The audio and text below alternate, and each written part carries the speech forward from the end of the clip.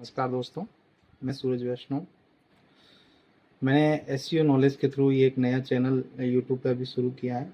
ये channel Facebook पे भी अवेलेबल है और इसकी जो शॉर्ट्स हैं वो आपको इंस्टाग्राम के थ्रू भी आपको मिल जाएंगे।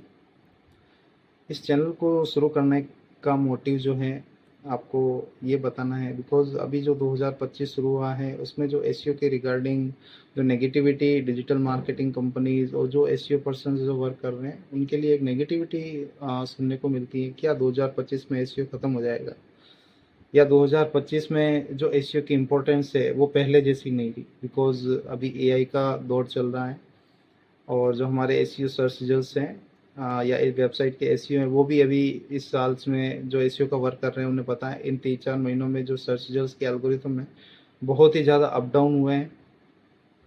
उसका मेन रीज़न है कि गूगल समय समय पर अपनी जो हमारी वेबसाइट्स की रैंकिंग एल्गोरिथम्स हैं उसके लिए नए नए अपडेट्स देता रहता है। एआई का दौर जब से शुरू हुआ है तब गूगल के सर्च रिजल्ट्स में भी गूगल ने एआई को इम्पोर्टेंस दी है। जब भी आप गूगल में किसी चीज़ को सर्च करते हैं तो आपको एआई का भी ऑप्शंस मिलता है।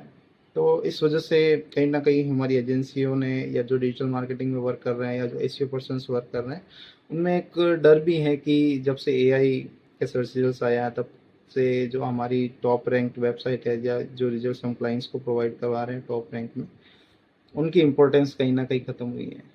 लेकिन मैं आपको ये इन्फॉर्म करना चाहता हूँ या ये बताना चाहता हूँ इस वीडियो के थ्रू कि 2025 में एसईओ की इम्पोर्टेंस ख़त्म नहीं हुई है, एसईओ की इम्पोर्टेंस और ज़्यादा बढ़ी है। वो किस तरीके से बढ़ी है? जैसे हमने कई जो एसईओ फील्ड में वर्क कर रहे हैं कई यूजर्स से बात की तो उनके कुछ क्वेश्चंस रहते हैं कि ज़्यादातर क्लाइंट्स जिनसे हम एसईओ के थ्रू बात करें, हमारे एसईओ के जो क्लाइंट्स रनिंग थे वो क्लाइंट्स अभी पेड एड्स में इन्वेस्ट कर रहे हैं, पेड एड्स के थ्रू फर्स्ट रिजल्ट्स मिल रहे हैं। क्योंकि एसईओ एक लॉन्ग गेम है, इसमें 1-2 दिन में रिजल्ट्स आपको नहीं मिलेंगे। आपको टाइम देना होगा, आपको वर्क देना होगा, आपको अपनी क्वालिटी एल्गोरिथम्स के अकॉर्डिंग उस वेबसाइट में मैनेज करनी होगी, तब जाके आपको उसका रिजल्ट्स मिलेगा। तो जो क्लाइंट्स गूगल एड्स में मेटा एड्स के थ्रू आपसे डिस्कनेक्ट हो रहे हैं कि वो अगर ऐसा आपको बोलते हैं कि आपके एसईओ में अभी वो इम्पोर्टेंस नहीं है या आपका एसईओ वर्क हमें अभी रिजल्ट्स नहीं दे पा रहा है, इसीलिए हम गूगल एड्स या पेड एड्स में या मेटा एड्स में इन्वेस्ट करके फर्स्ट रिजल्ट्स दे रहे हैं, तो आपको उनको ये बताने की ज़रूरत है कि गूगल एड्स या मेटा एड्स तब तक ही वर्क करेगा जब तक आप उसमें पैसे इन्वेस्ट कर रहे हो। और अगर आप किसी गूगल एड्स एजेंसी से बात करेंगे या आप किसी गूगल एड्स के रिजल्ट्स देखेंगे तो जो उनका आरओआई होता है, रिटर्न ऑफ इन्वेस्टमेंट, बहुत ही ज़्यादा कम है।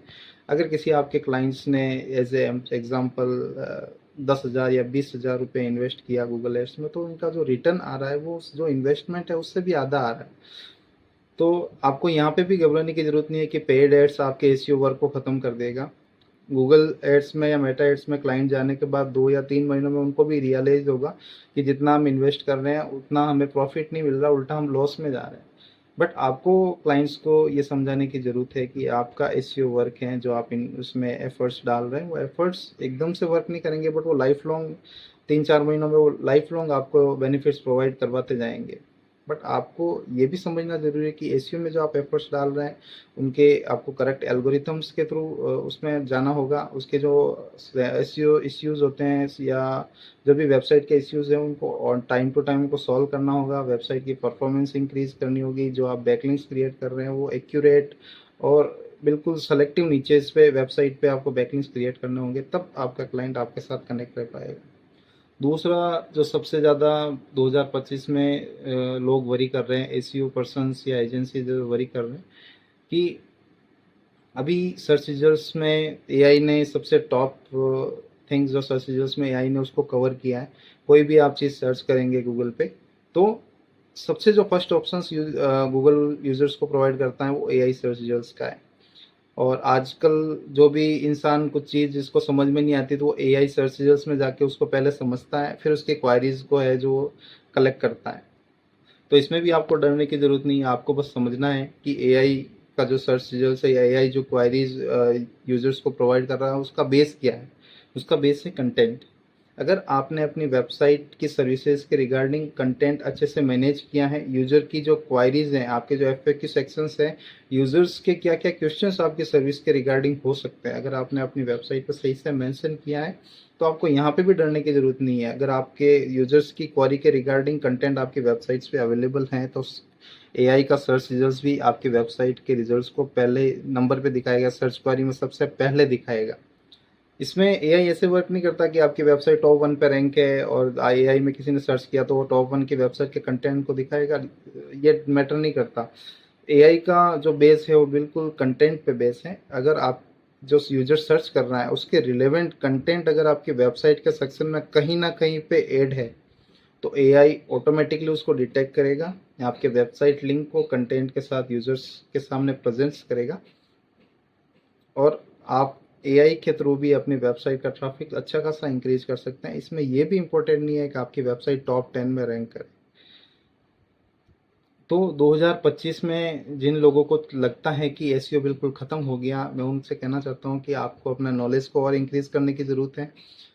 गूगल के जो नए लेटेस्ट एल्गोरिथम्स है या जो लेटेस्ट अपडेट हैं उनको आपको चेक करने की ज़रूरत है।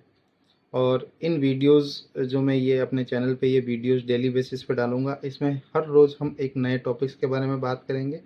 अगर आपको आपकी वेबसाइट के रिगार्डिंग कोई भी इश्यूज़ हैं या आप के ऐसे कोई सवाल हैं जो आपको क्वारीज में समझ में नहीं आ रहा है, मैं इस फील्ड में 12+ ईयर्स से वर्क कर रहा हूँ और हम जो टीम के साथ वर्क करते हैं उनमें ऑलमोस्ट सभी लोग हैं जो हमारे साथ अप्रोक्स लिंक बिल्डिंग के दौर से जुड़े हुए हैं।